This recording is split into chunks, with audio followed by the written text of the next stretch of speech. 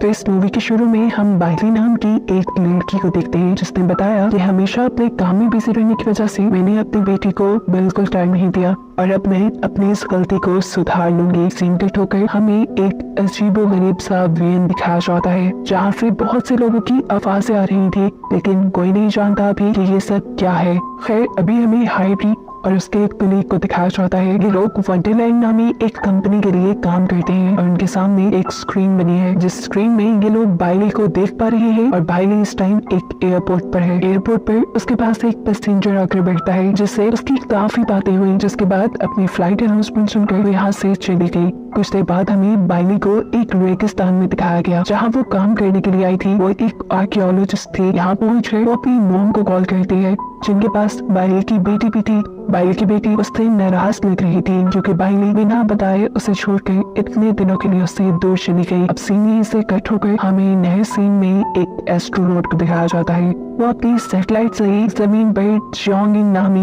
लड़की को कॉल करता है। ये उसकी गर्लफ्रेंड थी। वो उससे बहुत प्यार करता था और बहुत ख्याल रखता था, यहाँ तक कि इतना दूर बैठे हुए भी वो उसे जगाता भी था। उसकी मेडिसिन और हर छोटी छोटी चीज का ख्याल रखते हुए वो उसे इन चीजों को याद दिलाता था। ये लड़का ही नहीं बल्कि जियोंगिन भी उससे बहुत प्यार करती है। वो एयर होस्टेस है। ऐसे में उसे बहुत से लोग ऐसे मिले जिन्होंने उसे प्रपोज किया, लेकिन उसने किसी का प्रपोजल कबूल नहीं किया। वो सालों से अपने बॉयफ्रेंड का वापस जमीन पे आने का वेट कर रही है। सीन यहीं से चेंज होता है और हम उस एस्ट्रोनॉट को हॉस्पिटल में देखते हैं। हमें मालूम हुआ कि एक्सीडेंट की वजह से ये एस्ट्रोनॉट कोमा में जा चुका था। सबसे बड़ा सच यहाँ ये रिवील हुआ कि जियोंगिन जिससे बातें करती है वो हकीकत में उसका असल फियांसी नहीं है, वो उसके फियांसी का एक AI वर्जन है। तो अब कहानी में ट्विस्ट ये है कि इस मूवी में एक वंडरलैंड नामी कंपनी है जिसकी एम्प्लॉय हाइरी और उसके साथी से हम पहले मिल भी चुके हैं। ये दोनों मिलकर उन इंसानों की AI वर्जन बनाते हैं जो इंसान या तो मर गए हों या कोमा में हों, ताकि उनसे बात करके उनकी फैमिली को थोड़ा अच्छा महसूस हो सके। फिर लोग इन AI वर्जन से वीडियो कॉल पे ऐसे बात करते हैं जैसे वो सच में जिंदा हों, और अक्सर लोगों को तो ये बात मालूम भी नहीं होती। जियोंगिन जो कि अपने बॉयफ्रेंड को बहुत ही ज्यादा याद करती थी, वो उसके कोमा में जाने के सपने को बर्दाश्त नहीं कर पाई। वो उसके बगैर नहीं रह सकती थी, इसीलिए उसने अपने बॉयफ्रेंड का AI वर्जन बनवाया हाइरी से। ये AI वर्जन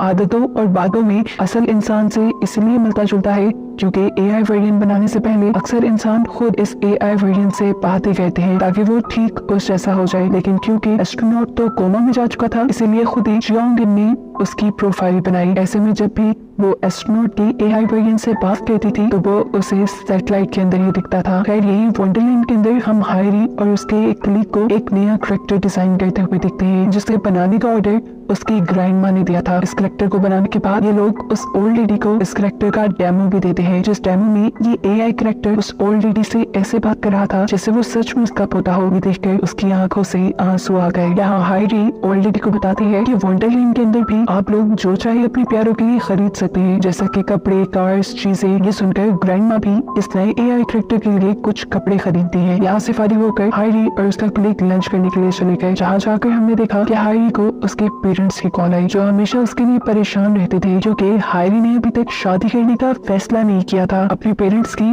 रोज रोज की इन बातों से हाइरी तंग आ चुकी थी। उसके काम पे भी फर्क पड़ता था, इसीलिए हाइरी की कलीग ने उसका फेक बॉयफ्रेंड बनने का डिसाइड किया। उसके बाद हमें इन चारों को एक साथ डिनर करते दिखाया जाता है, लेकिन इस टाइम हाइरी के पेरेंट्स वीडियो कॉल पे थे। सीन कट होकर हमें जियोंगिन को दिखाया जाता है जिसे हॉस्पिटल से ये खुशखबरी मिली कि उसके बॉयफ्रेंड को होश आ गया था, वो कोमा से निकल आया है। उसके होश में आने से जियोंगिन की खुशी का ठिकाना ही नहीं रहा था। अब उसे अपने बॉयफ्रेंड की AI वर्जन की भी जरूरत नहीं रही थी, इसीलिए वो उसकी AI वर्जन को भी बंद कर देती है।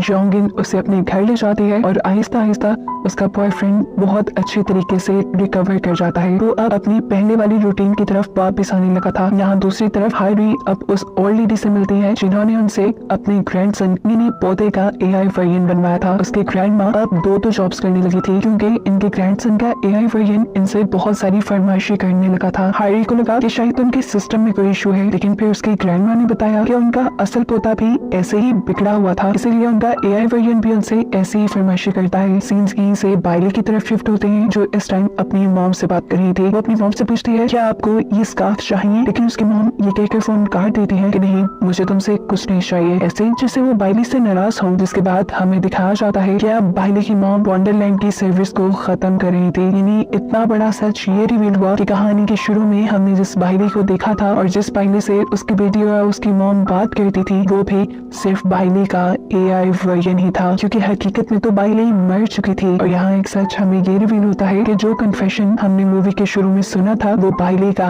अपना ही था। बाइली ने खुद वंडरलैंड की ये सब्सक्रिप्शन ली थी ताकि वो मरने के बाद भी अपनी बेटी को माँ की कमी महसूस होने ना दे। अब सीन वंडरलैंड की वर्चुअल दुनिया के अंदर शिफ्ट होते हैं जहाँ बाइली को दिखाया जा रहा है। बाइली के पीछे वही इंसान है जिसे हमने बाइली के साथ एयरपोर्ट पे भी देखा था। यहाँ ये वर्चुअल सिस्टम वाली बाइली उस लड़के से अपनी प्रॉब्लम शेयर करती है कि उसकी मॉम पिछले कई दिनों से उसकी कॉल रिसीव नहीं कर रही। वो लड़के से कहती है मुझे लगता है कि ये सब सच नहीं है। इनकी बातों के दौरान यहाँ कोई बाइली के सामने बैठे हुए लड़के को आवाज देता है और लड़का यहाँ से चला जाता है। हम देखते हैं कि उस लड़के को असल में हायरी ने बुलाया था, वो भी असल दुनिया में। ऐसे हमें ये बात मालूम हुई कि ये लड़का अभी जिंदा था और जिंदा इंसानों के भी वंडरलैंड एआई वर्जन बना लिया करती थी। इस लड़के ने खुद अपना एआई वर्जन बनवाया था ताकि वो वंडरलैंड के अंदर जा सके, क्योंकि उसे बाइली से बहुत ज्यादा प्यार था। वो उसके साथ रहना चाहता था और ये एक ही तरीका था उसके पास कि वो किसी तरह बाइली के साथ रह सके, जो वंडरलैंड में जाकर मुमकिन हो पाया। यहाँ दूसरी तरफ जियोंगिन को लगने लगा था कि कोमा से वापस आने के बाद उसका बॉयफ्रेंड काफी अजीब बिहेव करने लगा है। वो उसका पहले की तरह ख्याल नहीं रखता, अब पार्टीज करने लगा है और उससे काफी दूर हो गया है। उसे तो एआई वर्जन वाले अपने बॉयफ्रेंड की आदत हो गई थी, जो उसे जगाता था,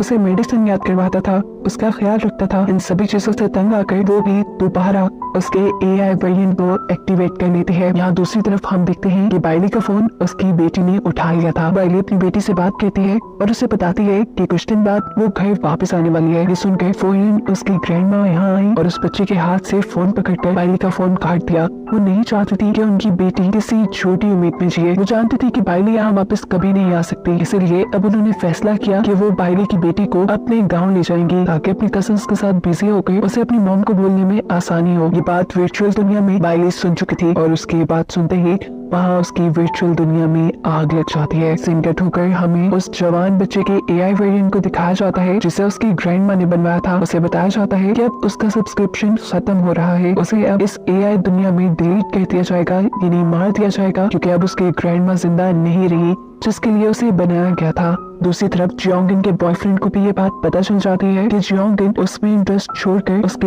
एआई वर्जन से बातें करने लगी है। जबकि दूसरी तरफ हमें दोबारा बाइली को दिखाया जाता है। बाइली की बेटी एयरपोर्ट से उसे फोन करती है और उससे बात करने की कोशिश करती है। इससे पहले कि वो बात कर पाती उसकी ग्रैंडमा ने उससे उसका फोन खींच लिया, जिसके गुस्से में वो बच्ची ग्रैंडमा के पास से भाग गई और एयरपोर्ट पर गुम हो गई। ये बात बाइली जान चुकी थी। वो अब किसी भी हाल में अपनी बेटी को ढूंढना चाहती थी, इसीलिए वो अब अपनी वंडरलैंड की दुनिया में अपनी कार लेकर इधर उधर घूमने लगी। और ऐसे हमें ये बात मालूम हुई कि बाइली वंडरलैंड की एक ऐसी कैरेक्टर है जिसे अपनी हकीकत पता ही नहीं। वो अपने आप को एक असली इंसान समझती है, इसीलिए वो अपनी बेटी को ढूंढने के लिए एयरपोर्ट आना चाहती है। और यही वजह है कि अब वो एक ऐसी एआई बन गई है जिसके ऊपर इंसानों का यानी हायरी और वंडरलैंड का कंट्रोल नहीं रहा।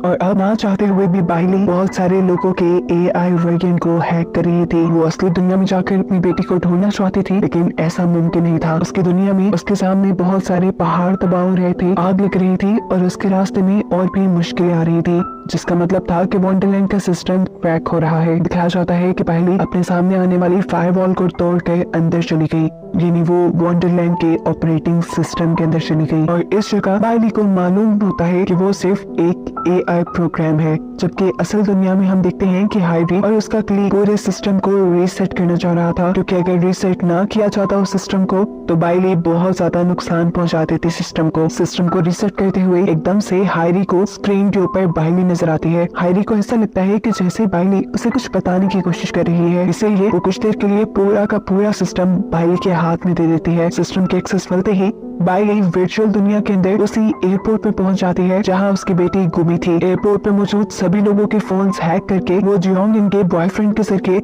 अपनी बेटी को ढूंढने में कामयाब हो जाती है। अपनी बेटी के मिल जाने के बाद बाइली ने सिस्टम से और छेड़छाड़ करना बंद कर दी थी, और क्योंकि वो खुद ही हकीकत जान गई थी कि वो एक एआई वर्जन है, इसीलिए अब वो अपनी बेटी को भी सब सच बताना चाहती थी। वो अपनी बेटी को बता देती है कि वो सिर्फ एक एआई सिस्टम है, कोई असल इंसान नहीं, और ना ही कभी वो अपनी बेटी के पास अपने घर आ सकती है।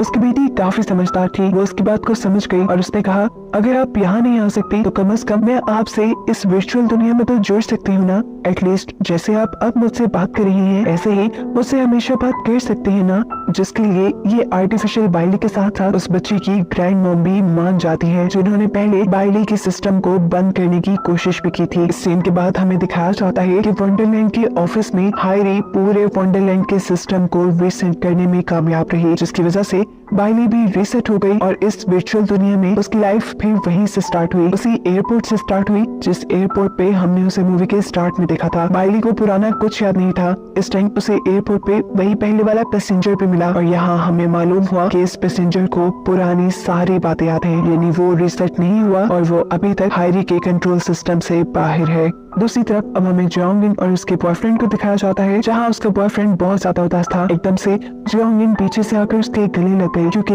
अब वो जान गई थी कि जियोंगिन जीता जागता इंसान है, कोई एआई नहीं जो उसके अकॉर्डिंग सारे काम करेगा। उसे ऐसे ही अपने बॉयफ्रेंड को एक्सेप्ट करना होगा और एक नई शुरुआत करनी होगी। इस एस्ट्रोनॉट को भी अपनी सारी गलतियों का एहसास हो गया था, वो भी अच्छे तरीके से इस नई जिंदगी की शुरुआत करता है, और आखिर में जियोंगिन उसके एआई वर्जन को डिलीट कर देती है, जिसके साथ ही कहानी यहाँ खत्म हो जाती है।